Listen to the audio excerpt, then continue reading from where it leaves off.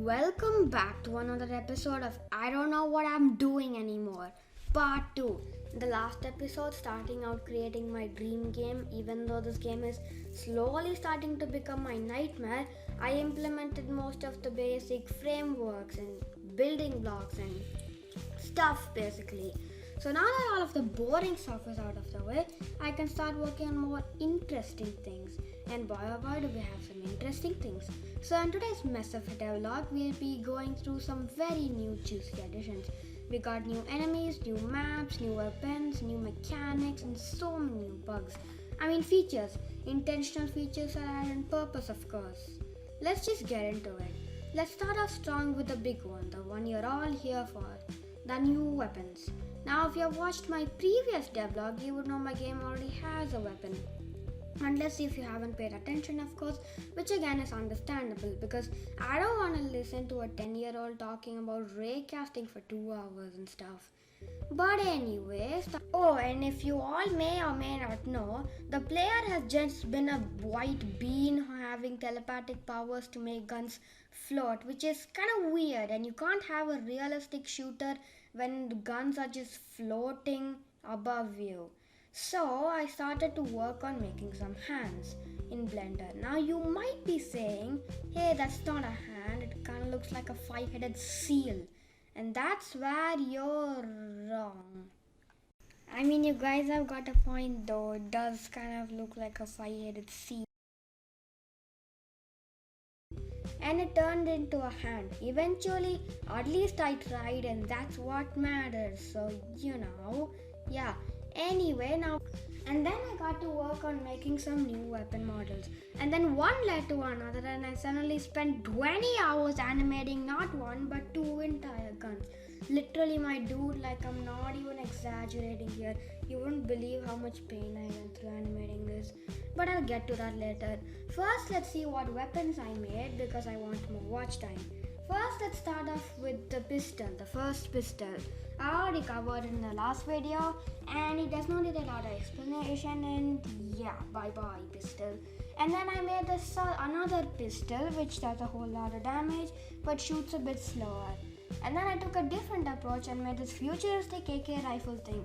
I took a bit of inspiration from Arcadian Drift. Is that even how you pronounce it? I don't know. Hopefully David doesn't watch this because I spelled his game wrong. Anyway, here you can see the futuristic AK rifle thing. It shoots a lot faster and does a lot of damage. And then I made this futuristic shotgun thing. Again, I took a bit of inspiration from Arcadian Drift. Is that even how you pronounce it? I don't know. Hopefully David doesn't watch this because I spelled his game wrong. Anyway, here you can see it in action. I also gave it a bit of recoil so you can actually shoot into the ground while jumping to boost yourself up. It's kind of like a shotgun jump thing because of recoil and physics, which is totally natural and stuff. And after that I made a glider thing because gliders are always good to have, the gliders are cool and stuff. Yeah, cool. The next thing I want to tackle is projectile shooting. Now this may seem really easy, just spawn a bullet and make it go fast real good, but the main difficulty comes with collision. And you see, how do I explain this?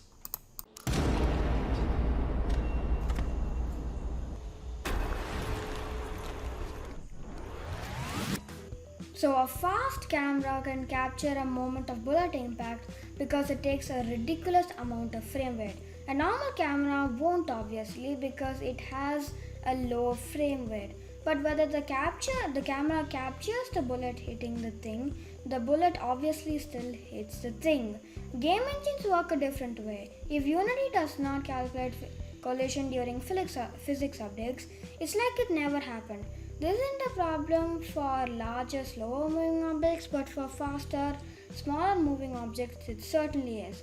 The magic way around this is to use a sphere cast, which is usually thick and yeah. And imagine it was big brain time when I figure all of this out. So I did some more stupid code that nobody cares about. Get it out of here. On Gizmo selected. What even is that? And then I made so many new guns, but this video will probably be 3 years if I explain all of them in this video. So I'm just gonna roll a quick clip of all of these guns. Enjoy!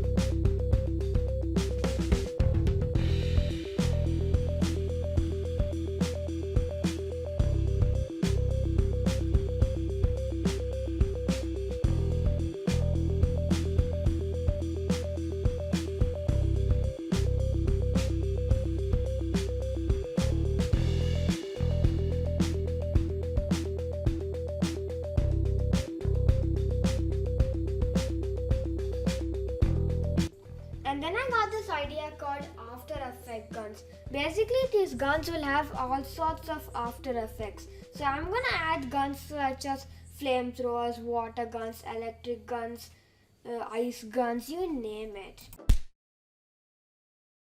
Well, that took a while. Anyway, here you can see all of the After Effect guns in action.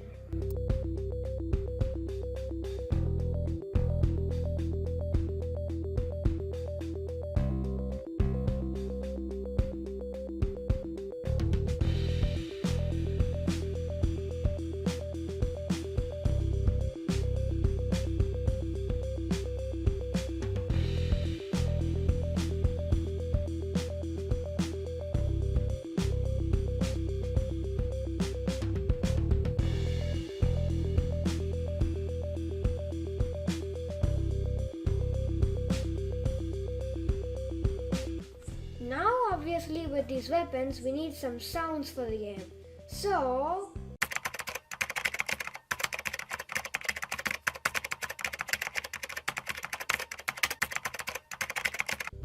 I found this thing and let's pick a sound effect. How about this one?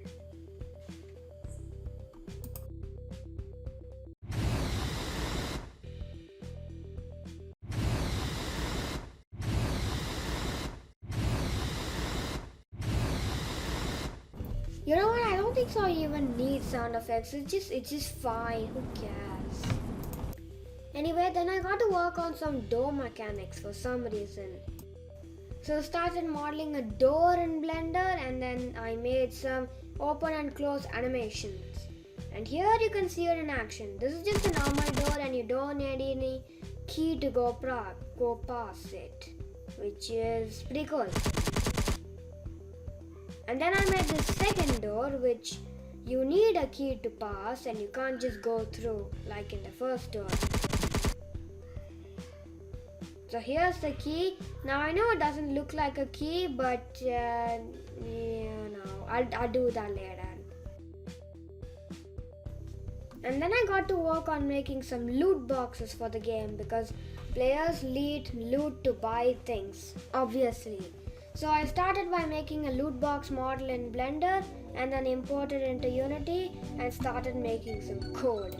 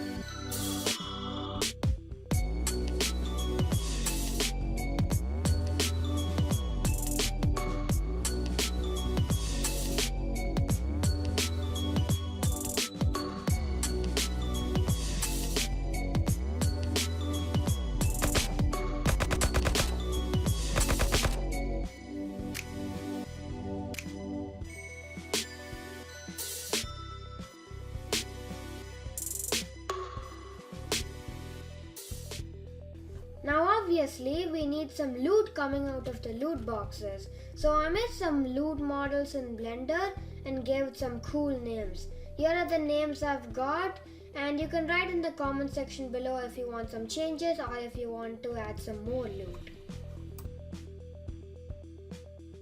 And for the first time in game development history, a thing works in the first try. Nice. Then I added some more types of loot boxes. So I added this thing called a spray box, which is broken.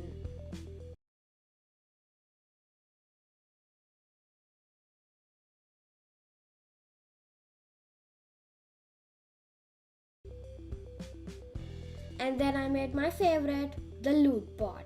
It looks exactly like a normal loot box, but when you get close to it, it actually transforms into a robot that actually tries to run away from you.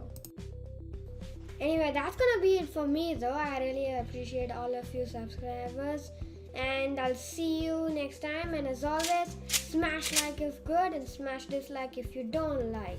And see ya!